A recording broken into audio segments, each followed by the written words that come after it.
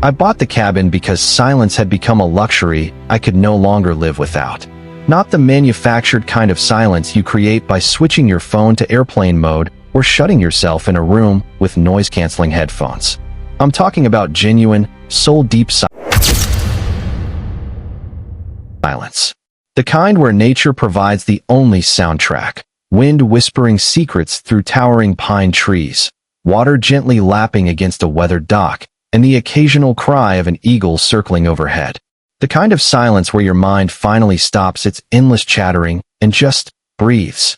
The cabin sat perched on the edge of a crystalline lake in northern Idaho, nestled within a small HOA community that barely qualified as a community at all. Just 14 properties total, scattered across the landscape with enough distance between them that you could go weeks without seeing another soul, if that's what you wanted. And most of the time, that's exactly what I wanted. The structure itself wasn't going to win any architectural awards. It was an honest, unpretentious wooden cabin with a stone chimney that had probably been standing since the 1970s, a narrow porch that creaked in all the right places, and a view that made every soul-crushing hour of overtime I'd worked to afford it absolutely worth it. Large windows faced the lake, capturing sunlight in the morning and offering front-row seats to sunsets that looked like they'd been painted by someone who actually understood what beauty meant. I'd saved for 7 years to buy it. 7 years of sacrifice. 7 years of saying no to vacations, to new cars, to 100 small luxuries my friends enjoyed without thinking twice. 7 years of brown bag lunches and canceled subscriptions and careful budgeting. All for this. My piece of peace. My escape from a world that demanded too much and gave back too little. And for the first 6 months after I bought it, the cabin was everything I dreamed it would be. Absolute perfection. Until Greg moved in next door. He purchased the property adjacent to mine sometime in early spring, late March, or early April, if I remember correctly. The for sale sign that had stood there for nearly 2 years finally came down, replaced by sounds of someone moving in during a weekend I wasn't there. I remember the first day I actually saw him in person. I'd just arrived on a Friday evening, looking forward to a quiet weekend of reading and fishing. I was standing on my porch, coffee in hand, watching the mist rise off the lake in the early morning light, when I felt it, that uncomfortable sensation of being watched. I turned to find a man standing at the property line between our lots. Not at his own cabin, mind you. Not unpacking or settling in or doing any of the normal things a new neighbor might do. Just standing there with his arms crossed, staring directly at my cabin with an intensity that made my skin prickle. He wasn't admiring it the way people usually did when they first saw the place. He was studying it, analyzing it, measuring it with his eyes like a contractor assessing a job site. At the time, I convinced myself I was overreacting. People stare. People are curious about their new neighbors. It's perfectly normal human behavior. I even raised my coffee mug in a friendly greeting, trying to be welcoming despite the weird vibe. He didn't wave back. He just kept staring for another long moment, then turned and walked back toward his place without any acknowledgement of my existence. Odd, I thought, but not alarming. Not yet. Some people are just awkward. And asocial. That's fine. I came here for solitude anyway, not to make friends. If my new neighbor wanted to keep to himself, that actually worked perfectly for me. But Greg wasn't just antisocial. Greg was something else entirely. The first actual interaction we had should have been a massive warning sign. Looking back now, I can see it so clearly. But in the moment, I was still giving him the benefit of the doubt, still assuming the best of a stranger, still operating under the naive belief that reasonable people work things out reasonably. I was unloading supplies from my truck one Saturday afternoon, groceries, firewood, some new fishing gear I'd splurged on, when he walked over. Didn't call out a greeting first. Didn't introduce himself. Just walked right up to where I was working like we were already in the middle of a conversation. You know, part of that land actually overlaps with my lot, right? He said, his tone conversational, like he was commenting on the weather. I froze with a bag of groceries in my arms, genuinely not sure I'd heard him correctly. I'm sorry, what? He pointed toward the side of my cabin, the narrow strip of land where the gravel path curved around toward the back, where I kept my kayak and some outdoor equipment stored. That section right there, he said, gesturing vaguely. According to the old boundary lines, that's technically mine. Part of my property. I set the groceries down slowly, my mind racing to process what he'd just claimed. "That's not possible," I replied, keeping my voice level despite the confusion flooding through me. I had a complete professional survey done before I bought this place. Everything was verified. He shrugged, a casual gesture that somehow felt calculated. "Surveys can be wrong," he said simply. "Especially old ones. Happens more often than you'd think in these rural areas. Property lines get fuzzy over time." I stared at him, waiting for the punchline or the explanation or something that would make this bizarre conversation make sense. It didn't come. Instead, he just walked away. "No, nice to meet you. No, let me show you what I'm talking about." No discussion or evidence or anything resembling normal human interaction. He just dropped that bomb and left, leaving me standing there with a bag of groceries and a growing sense of unease. That night, after I'd put everything away, I couldn't let it go. I dug out my file cabinet and pulled out every piece of paperwork related to the cabin purchase. The deed, the title insurance, the professional survey I'd paid $2,000 for, the legal property description with measurements down to the inch, the plat map filed with the county, the disclosure documents from the previous owner. I spread it all across my kitchen table and went through every page with meticulous attention. And everything, every single document, confirmed the exact same thing. The cabin and all the land around it, including that side path Greg had pointed at, were 100% legally and unquestionably mine. There was no ambiguity, no overlap, no disputed boundary, just clear, documented ownership. So I convinced myself to brush it off as a weird neighbor being, well, weird. Maybe he'd misread his own property documents. Maybe he was confused about where his lot ended and mine began. Maybe once he actually reviewed his paperwork, he'd realize his mistake, and that would be the end of it. I decided not to make a big deal out of it, not to go over there confrontationally. I'd just keep an eye on the situation and address it if he brought it up again. That, as it turned out, was a mistake, because Greg didn't bring it up again. He just started acting on it. The changes began so subtly that I almost didn't notice them at first. Small things, tiny things, the kind of things you could easily dismiss as coincidence or imagination. A chair on my porch that I was certain I'd left in one position would be facing a different direction when I arrived the next weekend. My stack of firewood, carefully arranged alongside the cabin, would look slightly different, like someone had removed pieces from the middle instead of the top. Once, my kayak, which I always tied to a specific tree near the dock, was pulled several feet up the shore, dragged through the dirt and pine needles like someone had been examining it. Each time, I stood there trying to remember. Had I moved that chair myself and forgotten? Had I taken firewood from a different spot? Had the kayak rope loosened and allowed it to drift before catching on something? I told myself it was nothing. Wind, maybe. Animals, possibly. We had bears in the area, though they typically didn't bother with kayaks. My own memory playing tricks after long weeks of work stress. But there was this nagging feeling I couldn't quite shake. This sense that something wasn't right. Then one morning in late May, I found something that transformed that vague unease into concrete alarm. I'd arrived late the night before, too tired to do more than unlock the door and collapse into bed. But in the morning, when I stepped outside with my coffee to watch the sunrise, I saw it immediately. A wooden stake had been hammered into the ground right beside my cabin. Fresh dirt scattered around its base. Definitely new. Definitely placed recently. And tied to it was a bright orange ribbon, the kind surveyors use, fluttering in the morning breeze. I stood there confused, coffee growing cold in my hand, trying to understand what I was looking at. Then I saw another one. About 20 feet away, another wooden stake with another orange ribbon. My eyes followed the line they created, and my stomach began to sink. There was another stake beyond that, and another past that one. Someone had placed a whole series of markers forming a line that cut directly across the side of my property, through my space, through my land, through the area where my gravel path ran, where I parked sometimes, where my outdoor storage was. The line ran from the woods behind the properties all the way down toward the lake, creating a new boundary that claimed a strip of my land, maybe 15 feet wide, as something else, as someone else's. I didn't need to guess who that someone was. I didn't even finish my coffee. I set the mug down on the porch railing and walked straight toward Greg's cabin, my heart pounding with a mixture of confusion and rising anger.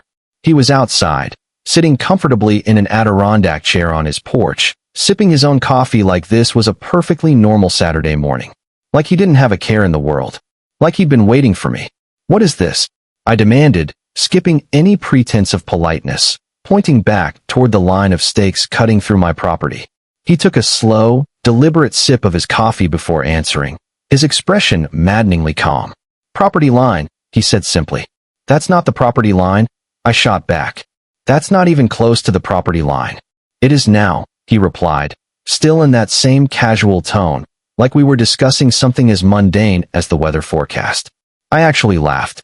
Not because anything was funny, but because the situation was so absurd, so completely ridiculous, that my brain couldn't process it any other way. "You don't just get to decide that," I said, struggling to keep my voice level. "That's not how property ownership works. You can't just put up markers and claim land that isn't yours." He took another slow sip, his eyes never leaving mine. "Look," he said, "I've been doing some research. Extensive research, actually. The original plots in this area were measured back when this community was first established. Happens all the time in developments like this, especially older ones.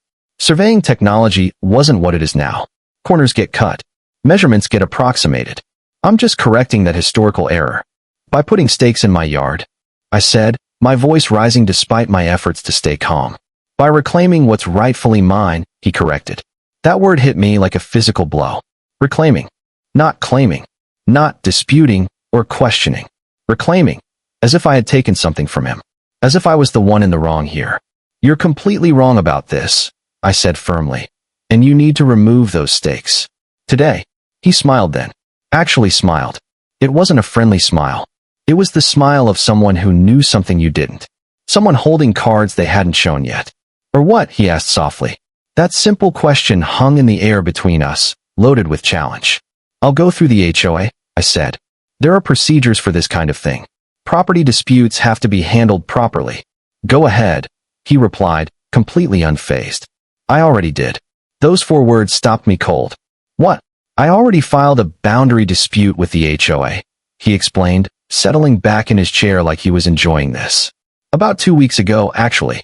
They're reviewing the situation. Until they make a determination, I've been advised to clearly mark my claim to protect my interests." My chest tightened. My mind raced.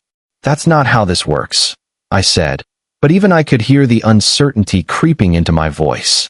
"Seems to be working just fine from where I'm sitting," Greg replied. I wanted to argue more. I wanted to tear apart his logic, to explain all the ways he was wrong. But I could see in his expression that it wouldn't matter. He'd already decided how this was going to go. So I turned and walked back to my cabin, pulled out my phone, and started making calls. The HOA meeting was scheduled for the following week, 7 days that felt like 7 years. I spent every available hour preparing. I made copies of every document. I highlighted relevant sections. I created a timeline. I even drove back to town midweek to meet with the surveyor who'd done my original property assessment, getting a notarized letter confirming the accuracy of his work. By the time the meeting arrived, I had a presentation that would have impressed a lawyer. Survey documents with official seals. Purchase agreements with legal descriptions. County plat maps. Historical records of the property. Photos from when I first bought the place showing the existing boundaries. A written statement from the surveyor. Even satellite imagery I'd pulled from the county assessor's website showing the property lines clearly marked. It was airtight. Indisputable. Overwhelming evidence that the land was mine. Greg showed up with a folder. One thin folder. Barely anything in it from what I could see. But he didn't look worried. He didn't look nervous or uncertain or any of the things someone should look when they're about to be proven completely wrong. He looked confident. And that bothered me more than I wanted to admit. The HOA board consisted of 3 retirees who'd probably been part of this community since it was founded. They sat at the front of the community center's main room behind a folding table, looking like they'd rather be anywhere else. I recognized them from the occasional community emails. Margaret, who seemed to be the president, Tom, who handled finances, and Susan, who I think was the secretary.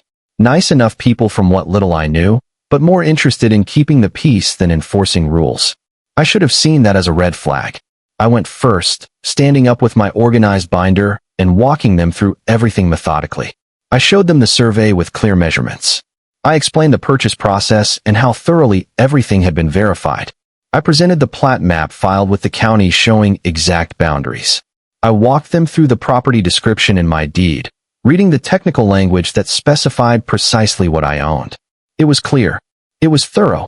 It was absolutely airtight. I sat down feeling confident. Then Greg stood up. "First, I want to say I appreciate my neighbor's thoroughness," he began, his tone reasonable and measured. "And I'm not standing here saying he deliberately did anything wrong. The fact that he didn't even use my name felt intentional. I'm not accusing anyone of stealing or fraud or anything like that," he continued. "I'm simply saying that the original documentation that all of these newer documents are based on might be fundamentally flawed." He reached into his thin folder and pulled out a single sheet of paper. One piece of paper against my entire binder of evidence. "I found an older map," he said, sliding it across the table toward the board members. "This is from before the last subdivision adjustment in 1993. It shows the original property configurations." The three board members leaned in to look at it. I couldn't see what was on the paper from where I was sitting, but I watched their faces carefully, and I saw exactly what Greg wanted them to see. Curiosity, uncertainty, doubt. "Well," Margaret said slowly, picking up the paper and examining it more closely, "this is interesting." "What is it?" I asked, trying to keep the edge out of my voice. "It appears to be a planning document from the original development," Tom said, squinting at it. "Shows the lots configured slightly differently than the current layout." "That doesn't mean anything," I interjected. "Plans change during development. That's why you do surveys, to establish what was actually built, not what was originally planned." "Of course," Susan said in that placating tone people use when they're about to disagree with you. "But it does raise some questions about whether the subsequent surveys were based on accurate baseline data." I couldn't believe what I was hearing. "My survey was done 2 years ago," I said, trying to stay calm. "With modern GPS equipment. By a licensed professional. It's not based on some planning document from 30 years ago. It's based on actual physical measurements of the current property." "I understand that," Margaret said. "But this might require further investigation. We need to verify the correct boundaries before we can make any determinations." "The boundaries are already verified," I said, hearing my voice rise. "I just showed you the verification." Greg spread his hands in a gesture of false sympathy. "I know this is frustrating," he said, "but we both want the truth, right? We both want to establish the correct property lines. Surely that's worth taking the time to get it right." He made it sound so reasonable, like he was the rational one and I was being difficult. "What does this mean exactly?"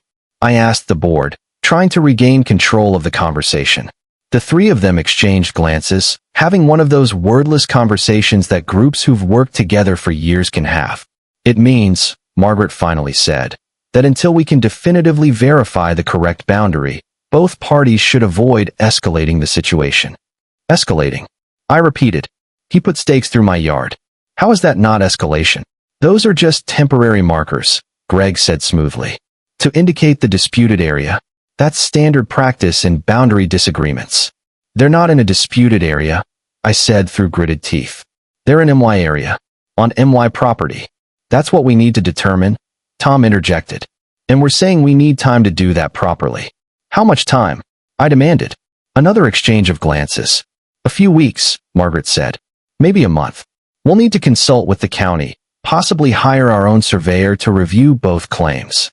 "A month?" I couldn't keep the disbelief out of my voice. "These things take time to resolve properly," Susan said in that same placating tone. "We want to be fair to everyone." Fair. That word felt like a punch to the gut, because nothing about this was fair. I had done everything right. I had my documentation. I had proof. I had the truth on my side. And it didn't matter. Because Greg had introduced just enough doubt, one piece of paper, one alternative narrative, to make them hesitate.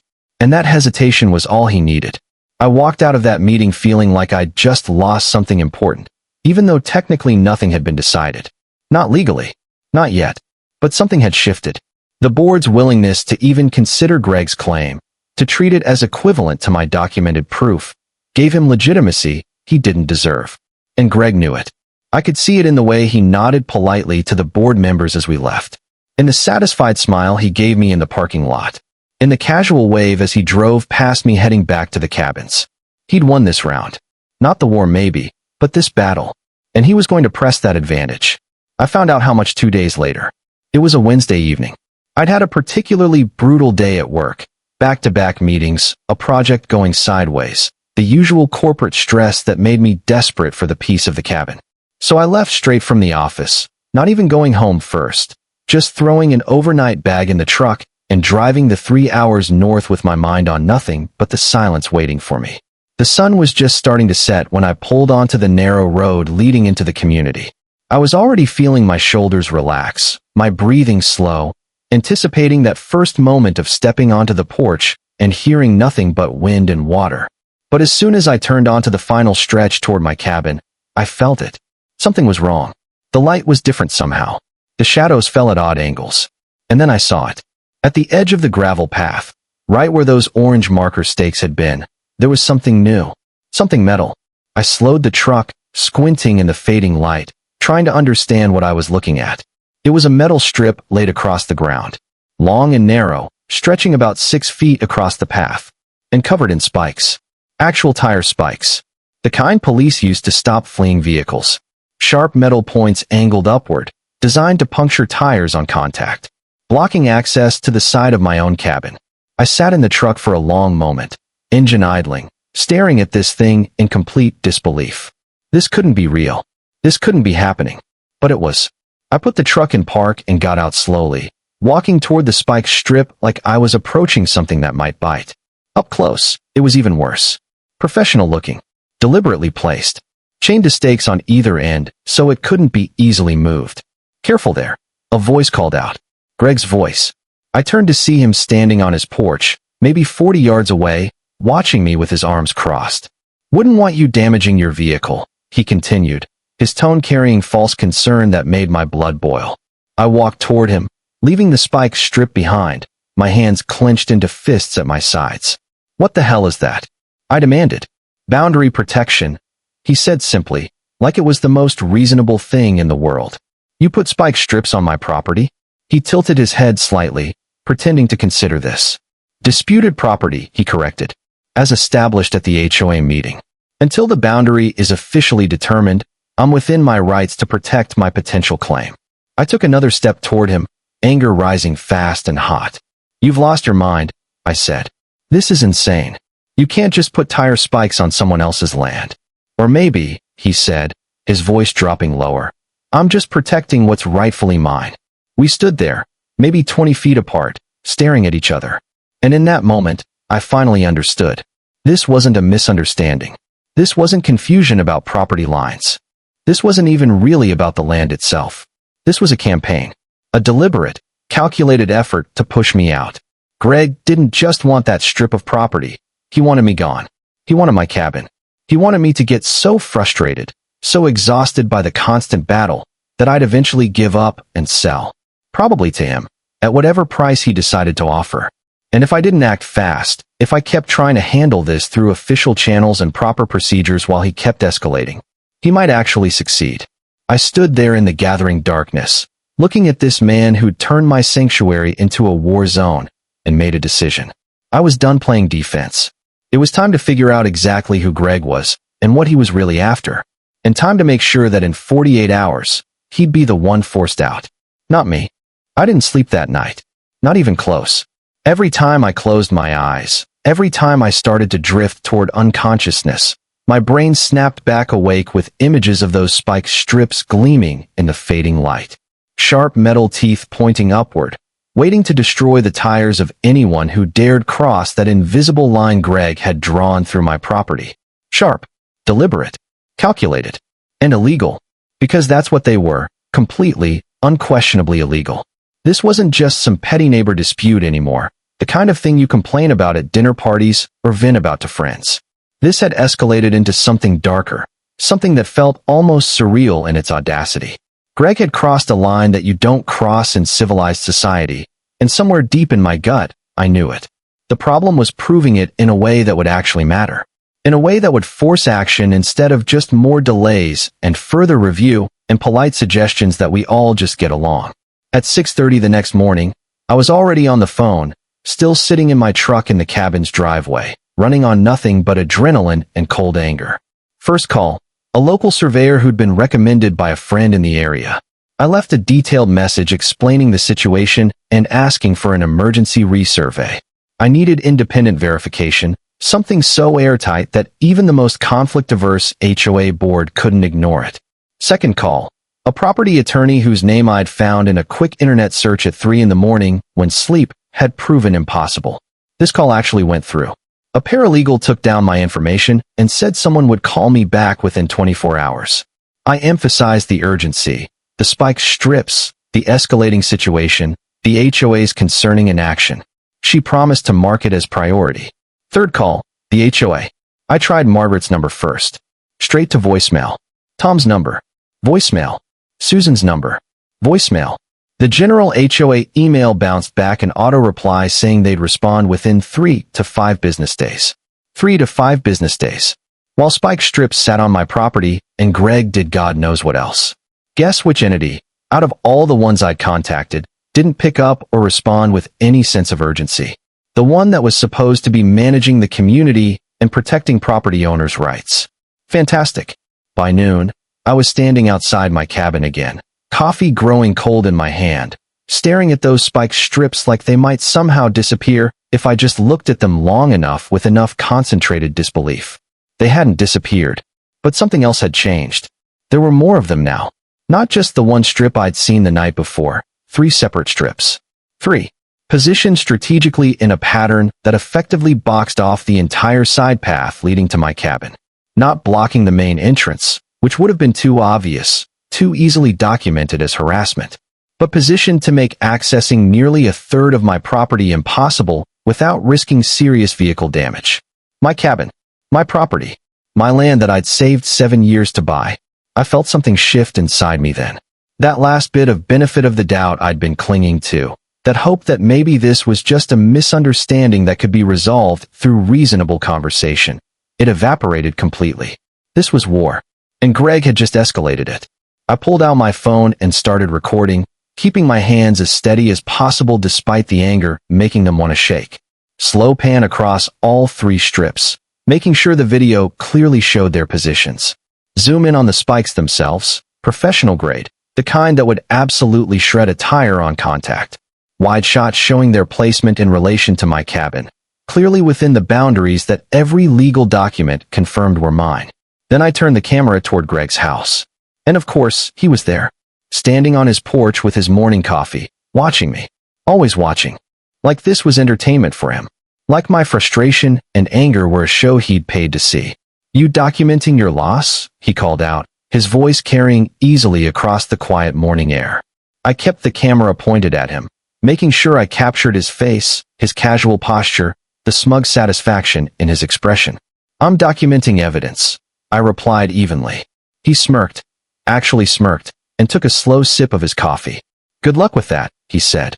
The surveyor, a guy named Daniel who looked to be in his early 50s with the weathered face of someone who spent most of his time outdoors, arrived early the next morning.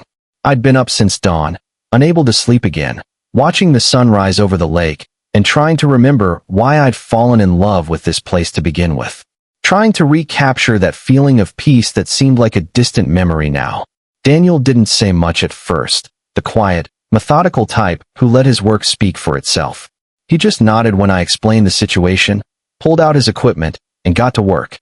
I watched him walk the property with his GPS unit and laser measuring tools, checking angles and distances, comparing his real-time readings against the documents I'd provided. He moved with the kind of careful precision that made me feel, for the first time in days, like maybe someone was taking this seriously. Greg came outside about halfway through Daniel's survey.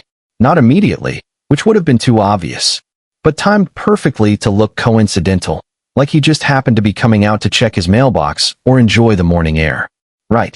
This is unnecessary," Greg said loudly enough for both of us to hear, clearly annoyed that I'd called in professional verification. Daniel didn't even look up from his equipment. "Standard verification," he replied in a tone that suggested he'd dealt with difficult property owners before and wasn't impressed. "I already submitted documentation to the HOA," Greg continued, walking closer. "Official documentation from the original development plans. And I'm conducting a legal survey," Daniel said calmly, still not looking up. Different thing. The distinction hung in the air. Documentation versus verification. Claims versus proof. Greg's jaw tightened visibly. I saw his hands clench at his sides, watched his casual facade crack just slightly. For the first time since this whole nightmare began, I saw something shift in his demeanor. Not fear exactly, but irritation, frustration, like things weren't going exactly according to whatever plan he'd constructed in his head. Good. Let him feel a fraction of what I'd been feeling. 2 hours later, after Daniel had methodically covered every inch of the disputed area, taken hundreds of measurements, and cross-referenced everything against county records he'd pulled up on his tablet, he walked over to where I was sitting on the cabin's porch. He pulled off his hat and wiped sweat from his forehead despite the cool morning temperature. "It's not even close," he said quietly, his voice low enough that Greg wouldn't hear from his porch where he'd retreated to watch. "What do you mean?" I asked, though hope was already rising in my chest. "I mean your cabin, the path, all of it. It's fully within your documented boundary. By several feet, actually. There's no ambiguity here. No gray area. No legitimate dispute." Relief hit me like a physical wave, so intense I felt momentarily dizzy. "So there's no validity to his claim at all?" "Not from a legal standpoint," Daniel said firmly. "Whatever map he showed the HOA, whether it's an old planning document or something else, it's either outdated or irrelevant to the actual constructed property lines." Outdated or irrelevant. Or, I thought, but didn't say out loud, deliberately manipulated. "Can you put that in writing?" I asked. "Official documentation?" He nodded, already pulling out his tablet. "I'm already preparing the report. You'll have a certified copy by end of business today, and I'll file the official version with the county by tomorrow morning." That should have been the end of it. Legally, professionally, officially, it should have been over. Daniel's survey would prove what I already knew. The HOA would have to acknowledge the truth. Greg would have to remove his ridiculous markers and spike strips and admit defeat. It should have ended there. But Greg wasn't the type to accept defeat gracefully. And he definitely wasn't done. That evening, just as the sun was starting to set, and I was finally beginning to feel like maybe I could breathe again, my phone buzzed with an email notification. From the HOA. Subject, temporary usage adjustment. My stomach dropped before I even opened it. I clicked on the message, already feeling that familiar tightness returning to my chest, that sense of impending frustration that had become my constant companion. The email read, "Due to ongoing boundary clarification procedures, both parties are advised to respect provisional markers and avoid interference with claimed areas until final determination can be reached. We appreciate everyone's patience during this process." I read it once, then again, then a third time, each reading making my disbelief grow. They weren't stopping him. They weren't removing the spike strips or demanding he take down his illegal markers or enforcing any kind of reasonable community standards. They were enabling him, legitimizing his absurd claim by treating it as equivalent to my documented proof, creating a false equivalency between his single questionable map and my stack of certified legal documents. I called Margaret's number immediately, not caring that it was almost 7 p.m., past any reasonable business hours. She actually picked up this time. "This is ridiculous," I said as soon as she answered, not bothering with pleasantries. "I have a certified survey being finalized right now. Professional verification that completely disproves his claim." "We understand this is frustrating," Margaret replied in that calm, placating tone that made me want to scream. "But until we can review all materials submitted by both parties." "He put spike strips on my property," I interrupted. "Actual tire spikes. That's not a boundary marker. That's a hazard. That's probably a dozen different violations." A pause. Then, "That's concerning." Concerning. Not, "We'll address it immediately." Not, "That's completely unacceptable." Just concerning. Concerning? I couldn't keep the sharp edge from my voice. "It's dangerous. It's illegal. It's deliberate property damage waiting to happen. We'll make a note of it in the file," she said. "A note? That's all my safety, my property rights, my 7 years of savings were worth. A note in a file." "Margaret," I said, trying one more time to make her understand, "I need you to hear what I'm saying. This has gone beyond a simple disagreement. This is escalating into something that could result in serious harm or property damage. The HOA has a responsibility. We're doing our best to handle this fairly." She cut me off. "We'll discuss it at the next board meeting." "When is that?" 2 weeks from Thursday." 2 weeks. 14 more days of spiked strips and implied threats, and whatever else Greg decided to do. I hung up feeling more defeated than I had after the first meeting. Because at least then, I'd still believe the system would work. That truth in documentation and following proper procedures would matter. Now I understood. They didn't want to deal with this. They wanted it to go away. And if that meant letting Greg push me around until I gave up and left, well, that was easier than actually enforcing rules or making hard decisions. That night, everything changed. I'd driven back to the city for work, spent a frustrating day trying to focus on my job while my mind kept drifting to the cabin situation, to legal strategies, to what my next move should be. I left the office around 6, sat in traffic for an hour, and made an impulsive decision. Screw it. I was going back to the cabin.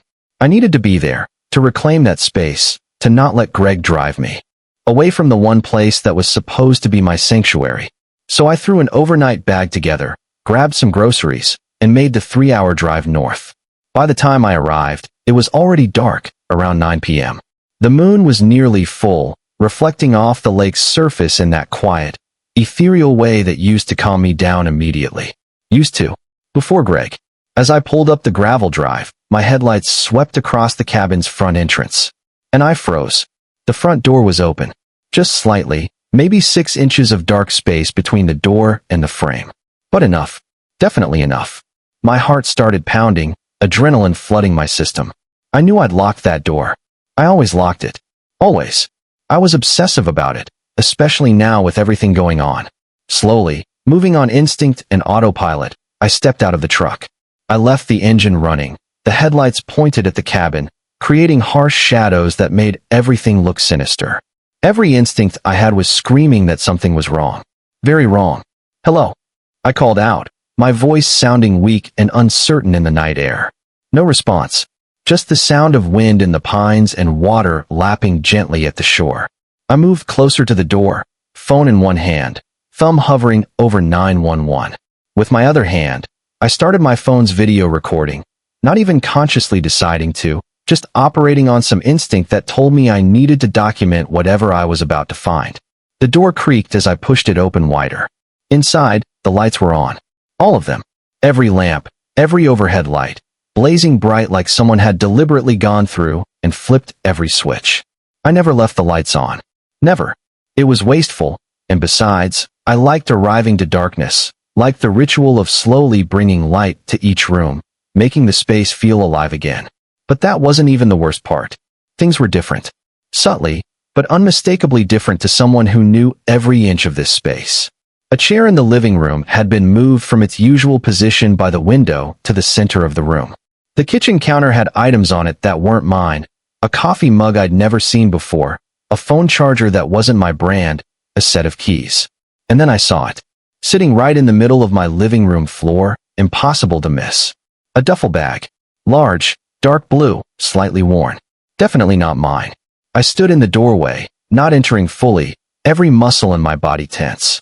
I didn't touch the bag, didn't move closer, didn't even breathe properly. Because in that moment, one thought hit me harder than anything else had throughout this entire nightmare. Greg had been inside my cabin. Not just on my property.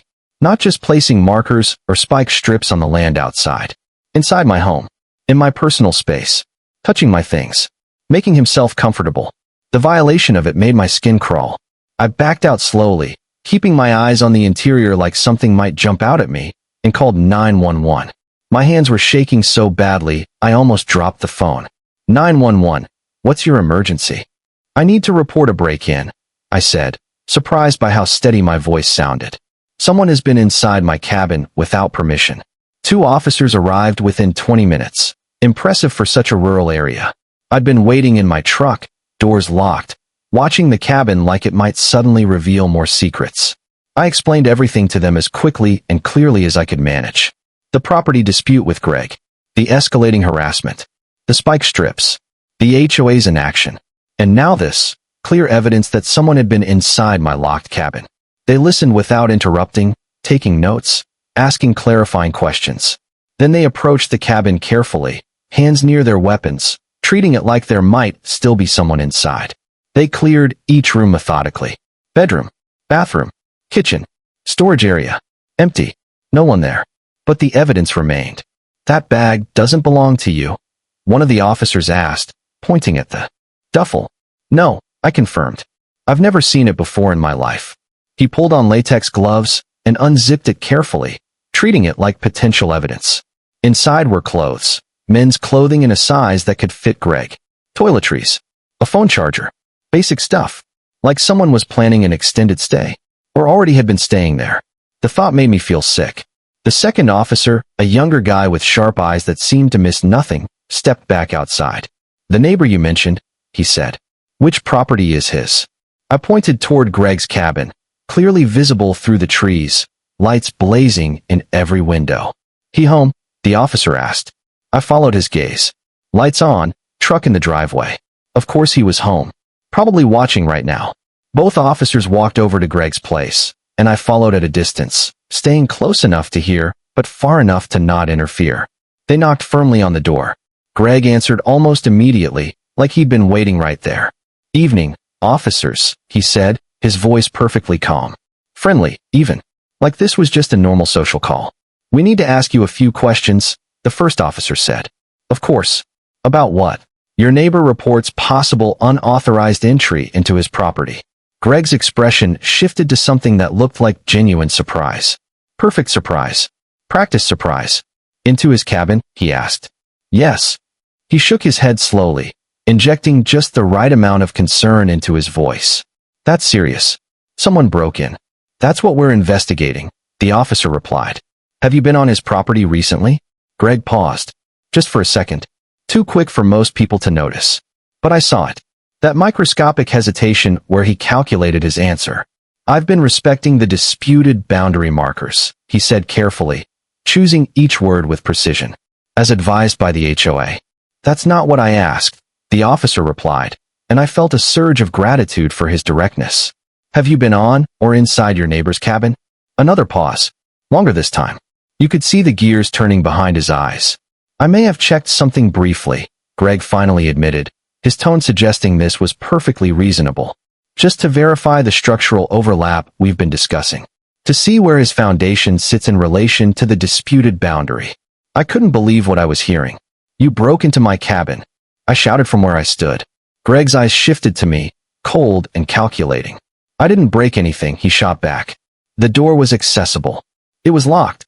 Maybe not properly, he said with a shrug. The officers exchanged a look. That was all they needed. That admission, that casual confession that he'd entered my property without permission, without any legal right to do so. Greg wasn't arrested that night. They explained that because he was claiming some kind of property dispute, and because he hadn't technically damaged anything, they couldn't take him in immediately. But he was officially warned.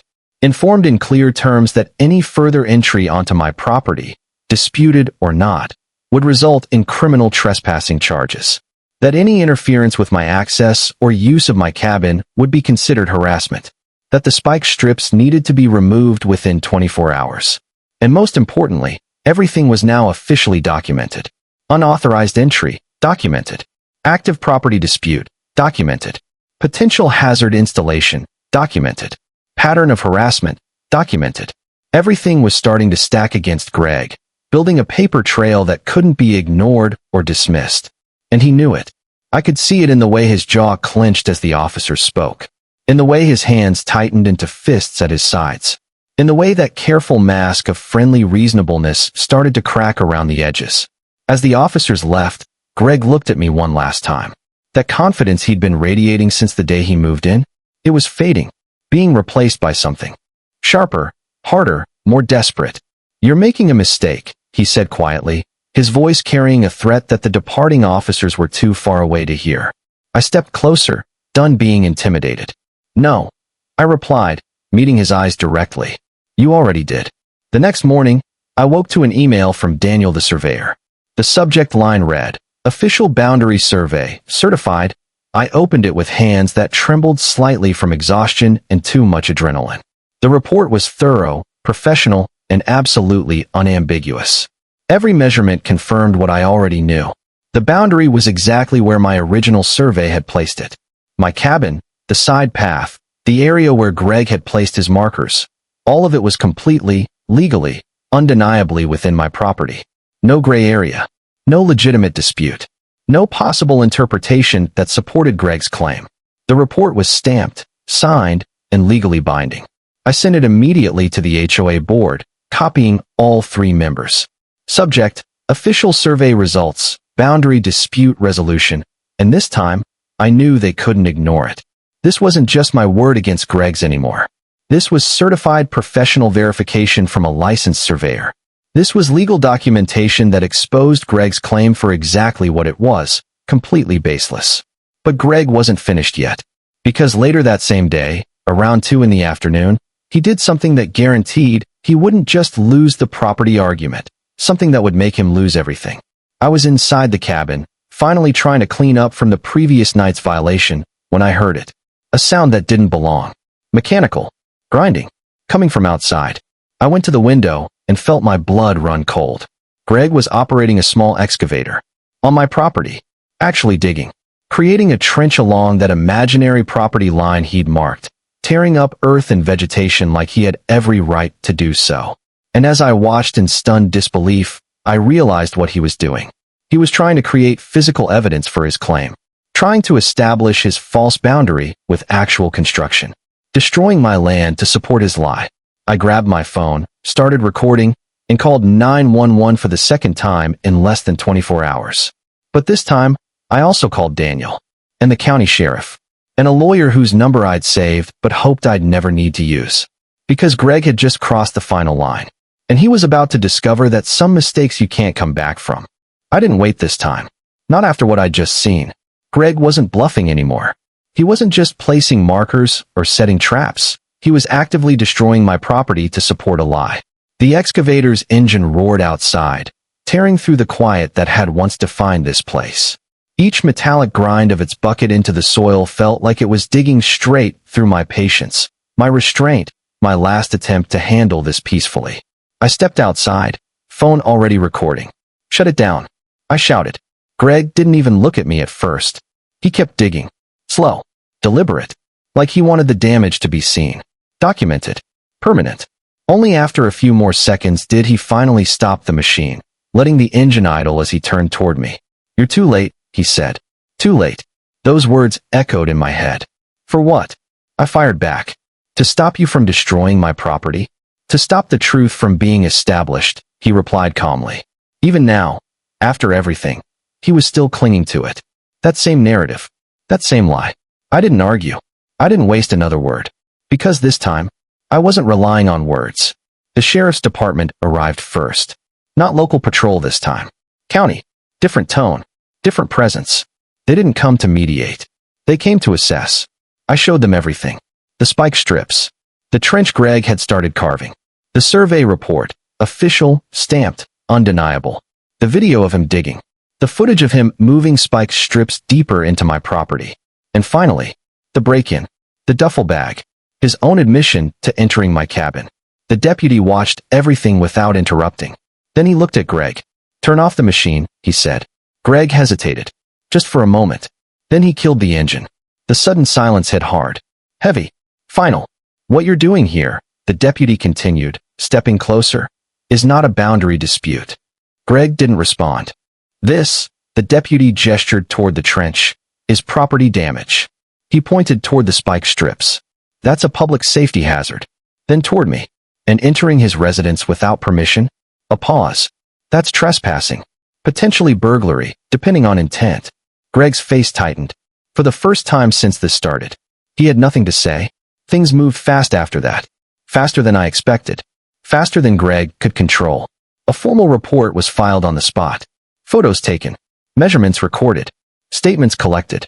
By evening, my lawyer had already escalated the case. By morning, the HOA had received everything. Not just a complaint anymore. Not just emails. But official legal documentation backed by law enforcement. And suddenly, their tone changed. The email came at 9:14 a.m. Subject, immediate compliance required. No soft language this time. No ongoing review. No temporary adjustments. Just facts. Following submission of certified survey results and incident reports from county authorities. I kept reading. The board has determined that the boundary in question is not disputed. Of course it wasn't. It never was. All unauthorized installations must be removed immediately. Any further interference will result in enforcement action. And then the line that mattered most. Failure to comply will result in termination of residency privileges. I read it twice. Then I stepped outside. Greg was already there, standing near what remained of his trench, looking at his phone, reading the same email. He looked smaller somehow, not physically, but in presence, like the space around him had finally stopped bending to his confidence. "It's done," I said. He didn't look at me. "They rushed it," he muttered. "No," I replied. "You pushed it." But Greg still wasn't finished. And that was his final mistake. That night, just before midnight, my phone buzzed again. Motion detected. I opened the camera feed instantly. And there he was. Again. On my property. This time moving fast. Not calm. Not controlled. Desperate. He went straight for the trench. Then the spike strips. Dragging them. Repositioning them. Trying, one last time, to reshape the narrative. To leave something behind that could support his claim. But this time, everything was being recorded. Clearly. Perfectly. Unarguably. I didn't even think. I just acted. Called the sheriff again. Sent the footage immediately. Waited. They didn't take long. This time, there was no conversation. No warnings. No back and forth. The deputy stepped out of the vehicle and went straight to Greg. Step away from the equipment. Greg tried to speak. "This is still." "It's not." The deputy cut him off. "Firm. Final. We have documentation. We have footage. And now we have repeat violation." Silence. Then, turn around. Greg wasn't arrested on the spot for everything. But he was cited. Formally. Multiple violations. Trespassing. Property damage. Safety hazard installation. And more importantly, everything was now undeniable. Not just a dispute. A pattern. A deliberate campaign. The next morning, everything collapsed. At 8:12 a.m., the final email came. From the HOA. Marked urgent. I opened it slowly. Already knowing. Already feeling it. Due to confirmed violations of community regulations, safety hazards, and legal infractions. I kept reading. The board has voted unanimously. That word mattered. Unanimously. No doubt left. To terminate residency privileges effective immediately. And then, the resident is required to vacate the property within 48 hours. 48 hours. Exactly like that. I stepped outside. Greg's front door was open. Boxes stacked near the entrance. No more confidence. No more control. Just movement. Fast. Forced. Final. A moving truck pulled up later that afternoon. 2 men loading furniture. No conversation. No drama. Just an ending. Greg came out once. We looked at each other. No smile this time. No challenge. Just anger. And something deeper. Regret. "You didn't have to do this," he said quietly. I held his gaze. "I didn't," I replied. "You did." By the second evening, he was gone. Completely. No truck. No lights. No presence. Just emptiness. And the silence came back. Real silence. The kind I had come here for. The kind that doesn't just fill the air. It settles inside you. I stood on the porch that night, looking out over the lake as the sun dipped below the horizon, painting the sky in deep orange and fading gold. Same view. Same cabin. Same place. But it felt different now. Stronger. Like it had been tested. Like it had survived something. Like I had. Because in the end, this was never just about land. It was about holding your ground. Standing firm when someone tries to take what isn't theirs.